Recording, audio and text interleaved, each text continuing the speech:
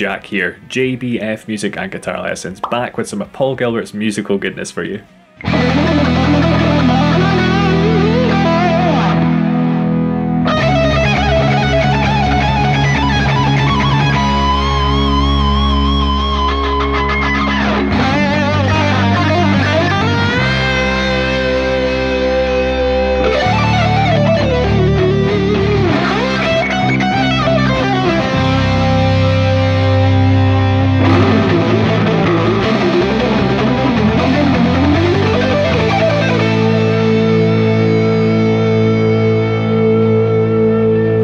In this signature guitar licks, we've got 5 Paul Gilbert lead lines in ascending difficulty, but I mean, it's not exactly beginner stuff, is it? The timestamps and chapters for each one are below. If you appreciate these videos, don't forget to let me know with a like and a comment. And if you want more stuff like this in your feed, do the subscribe and notification thing so you don't miss out on new content. These licks are mainly focused on his picking and legato, so hopefully by the end of this video you'll have new licks and insight into some of Paul Gilbert's habits, techniques and ideas. The tabs are up on my patreon.com/jbfmusic, but let's just crack on with it.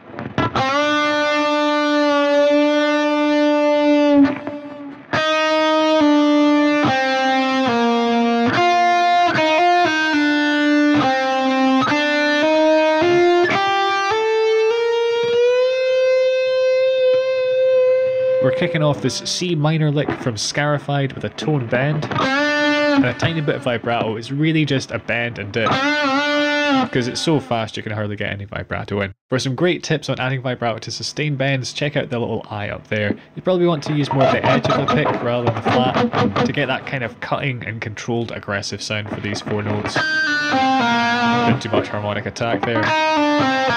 I'm just using pull off to go across the B and the G strings there. Onto the B string. So we pick the first 2 notes and then just some legato.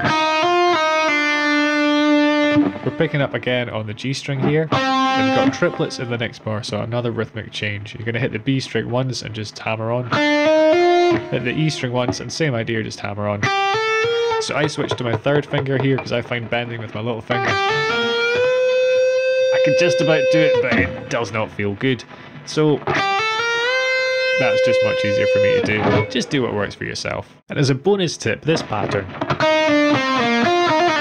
or more aptly that rhythm, is all over Paul's playing. For example, we could kind of move this up through the scale.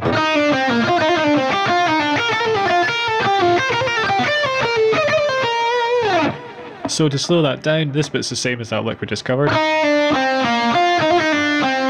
But then moving up to here. Next scale position. And I think I jumped up to here. So it's the same rhythm but applied to a different pattern. And while this is quite close to his iconic pattern, it isn't quite it. I have however covered that before, which you can check out with the eye up there.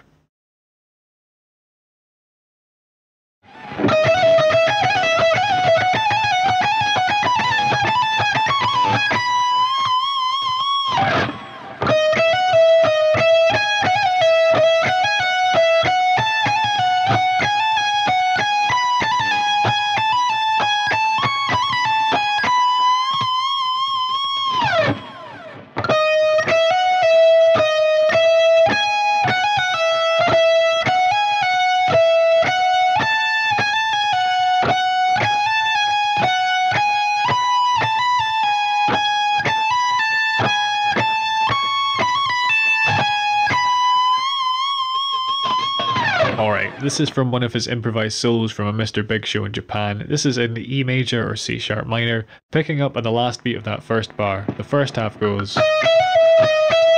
so the B string, trill on the E, back to the B, up to the E again. Then we're on the 16th fret on the high E.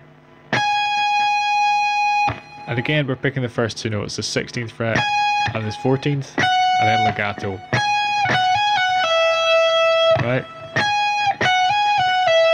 Followed by a position shift to the 17th fret.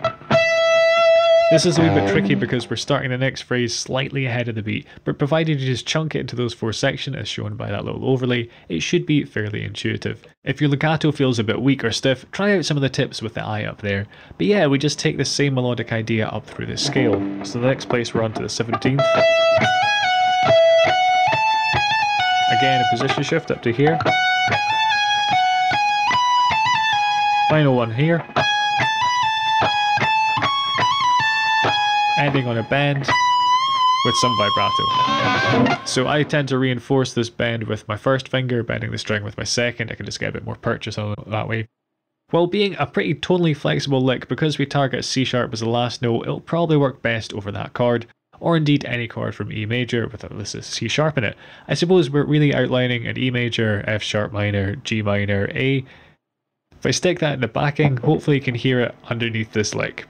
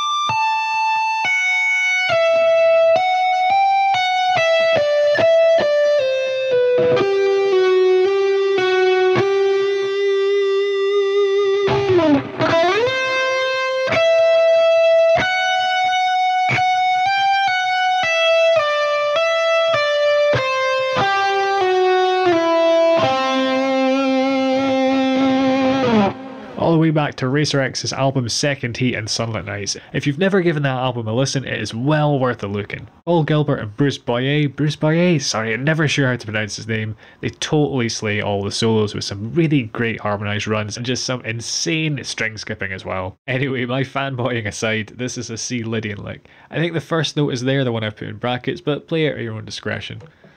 We have some economy picking, which is quite rare for him these days, but popped up a fair bit back in the 80s and possibly the early 90s as well. So a sweep going down through the G, B and E strings, hammer on, tap, pull off to the note that you just hammered onto, another pull off here, and then we go into septuplets, more in tackling that rhythm with the I card up there, but in a nutshell any 7-syllable word will help internalise this kind of polyrhythm. But we're sliding down from here, from the 14th to the 12th fret, legatoing these remaining notes. So while these phrases overlap, starting on the B strings 15th fret, we have this.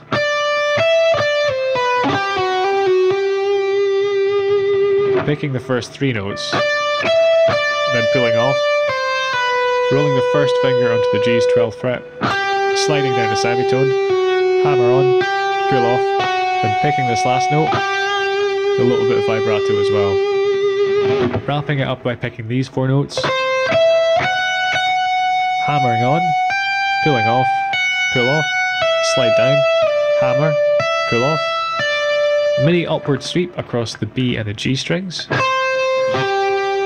pull off, slide down, resolving to this 10th fret on the D string. Try probably continue the sweeping motion onto that last note as well, so like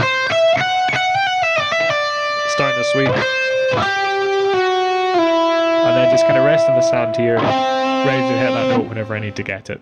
Alright, to gloss over the theory, we're starting off by outlining a D major arpeggio. We've got the 5th, root, 3rd, 5th, tapping the root, pulling off to that fifth, back down to the third. And this note here, we're kind of starting the Lydian thing, this being Lydian sharp 4, but it really lays into Lydian in the next part. We're sliding down to its third, going through the scale. Only thing we miss out here is this note. We go straight to G, down to the F sharp. And when we're kind of hanging on this G, that is of course Lydian's 5th, so it's a safe note to stay on. The last bar picks up on C, the root. Then you got the third, the sharp 4th, the money note for Lydian. Then again, we're just kind of going down the scale. After the little sweep, you're essentially outlining what I think of as a Lydian arpeggio. Because we've got the root, the third, the sharp 4th and the 5th. We are of course coming down it rather than going up.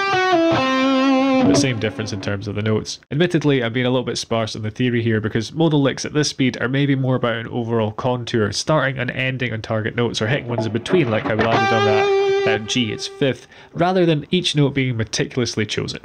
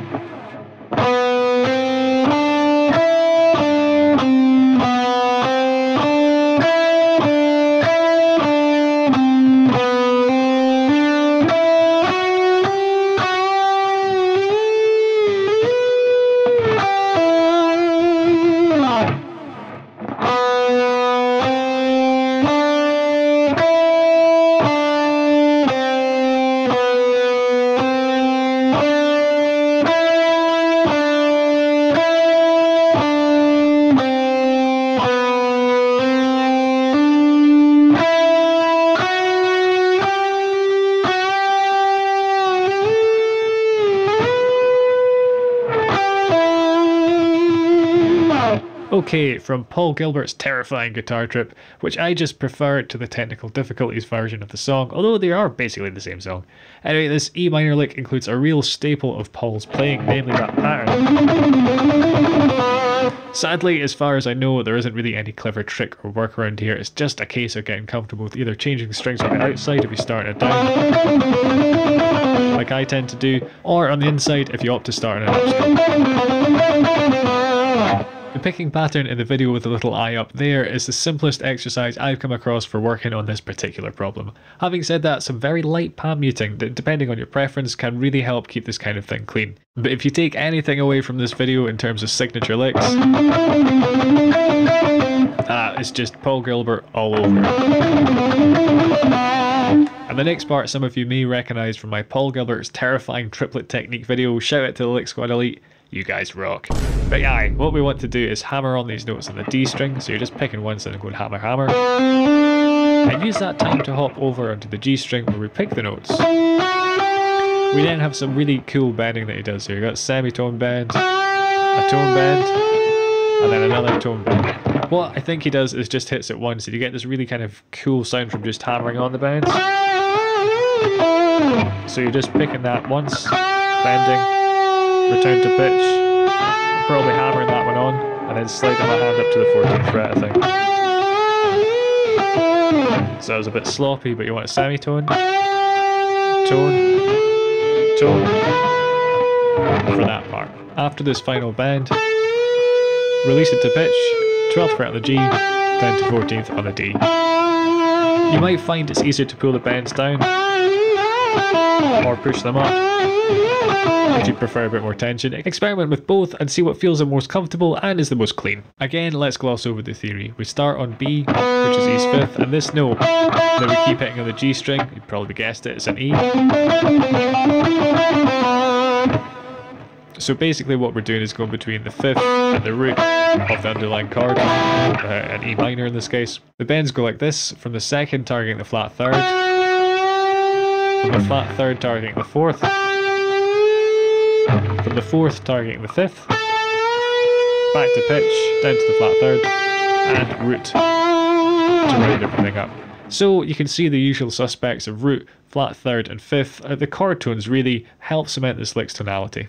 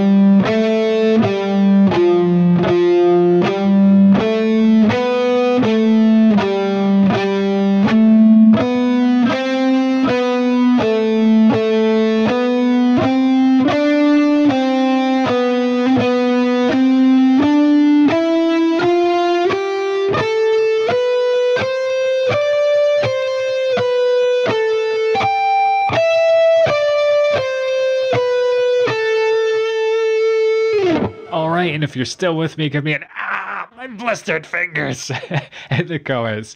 Anyway, this lick builds on that pattern from the last example because it's such a big part of Paul's shred improvisation. And here we start off with that lick, then take part of it, sort of sub pattern, and then move it up through the scale. We're in C major or its relative A minor this time, and again this has been taken from a live improvised clip. We pick every note here, so unfortunately there's not any workaround. I mean, to be honest, if it's a case of getting it under your fingers and it just being a sloppy mess, if you want to hammer on and pull off, then go for it. Just try and mute it a little bit, so it sounds a bit more uniform. But yeah, if you want to do it more authentically, we start off using the pattern we covered in the last lick, picking every note. Then starting from the second fret on the D string, we basically take this 6-note picking pattern and take it up the scale. Moving up to the 3rd frets, the 5th, and 7th respectively. The thing that might throw you off here, it certainly did with me when I was getting this under my fingers, which is that you'll play the same note twice when changing position. You'll hit it first with your 2nd finger and then with your 1st. So just to explain what I mean there quite quickly, we're going up here, ending the lick, that part of the lick with your 2nd finger. The 1st then takes over for the next section. Same thing again, we're ending that bit with the 2nd finger. 1st comes in for the position shift. And same thing here. Now when we get up to this 9th fret, we have a bit of a change. What we're doing is going up a 3-note per string scale shape until we hit this 10th fret on the high E string. We're then wrapping it up with this bit of picking in the final bar.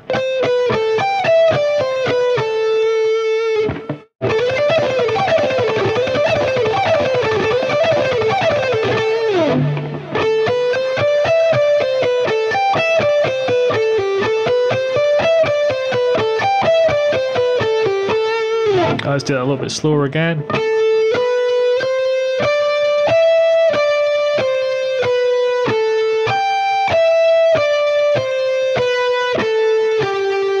So that's the pattern, one more time.